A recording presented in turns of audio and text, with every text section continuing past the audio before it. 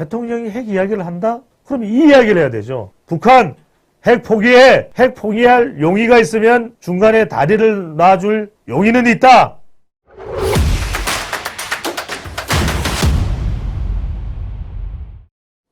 이 이야기에 대해서 윤석열 대통령의 발언에 대해서 이재명 대표는 이런 이야기를 합니다. 윤 자체 핵 발언 적절치 못해. 실현 가능성 없고 긴장만 격화. 자, 이게 외교 전략에 대한 이해가 없는 겁니다. 자, 무슨 이야기냐?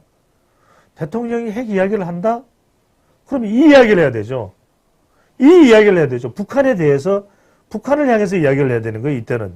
뭐냐? 대통령의 자체 핵 언급.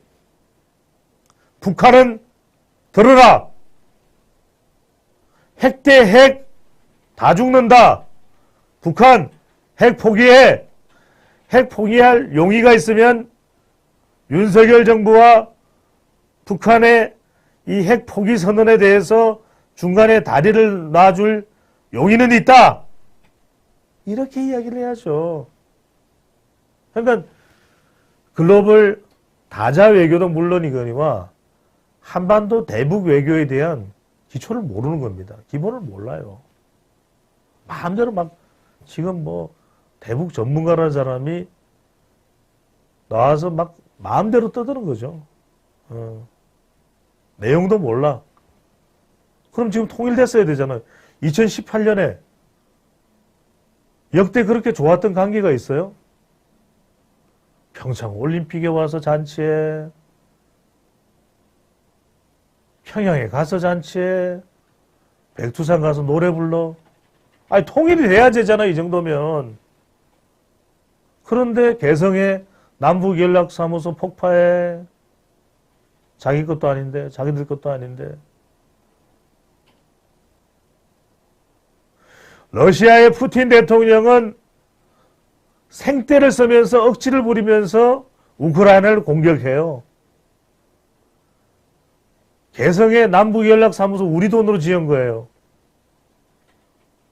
폭파당하고 김여정이한테 쌍욕을 듣는데도 찍소리를 못해요.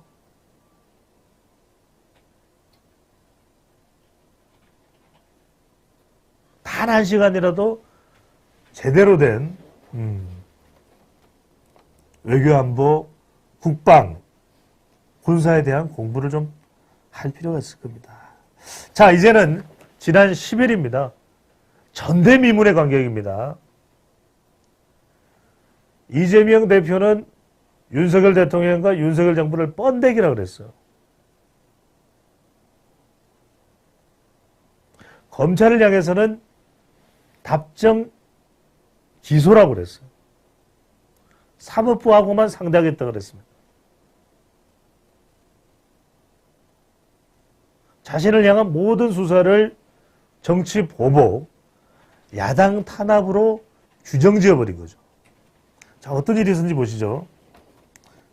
자, 오늘 기자회견도 있었습니다. 이 기자회견을 놓고서 어떤 내용이 나왔느냐. 야당 말살을 중단하라. 영수회담 제한은 유효하다. 자, 하나씩 짚어봅니다. 야당 말살 중단하라. 영수회담 제한 유효. 이게 무슨 전략일까요? 야당 말살을 중단하라. 이제는 더불어민주당 지지층을 다 개딸 양아들로 만들겠다. 그러니까 야당 말살 중단, 이건 내 개인의 문제가 아니다. 이제는 당의 문제가 됐다. 당의 문제로 만들어버린 거예요.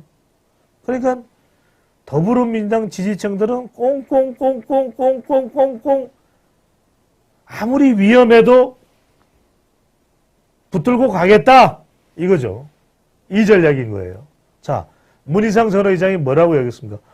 교토 3구를 이야기하면서 당과 결부시키지 마라. 플랜 B, 플랜 C를 만들려고 그랬어요. 박지원 전 국정원장이 바보예요. 김대중 정권 때부터 20몇 년 이상을 살아남아있던 정치판 한가운데 살아남아있다는 것은 대단한 인사이트를 어쨌거나 저쨌거나 인정하든 말았든 정치 9단이든 정치 13단이든 정치 2단이든 마이너스 5단이든 있다는 거예요. 뭔가가 있다는 거예요. 심지어 박지원 전 원장 무슨 이야기를 합니까? 대표 혼자 가야 돼요. 대표 혼자 가야 돼요. 따라가면 안 돼요.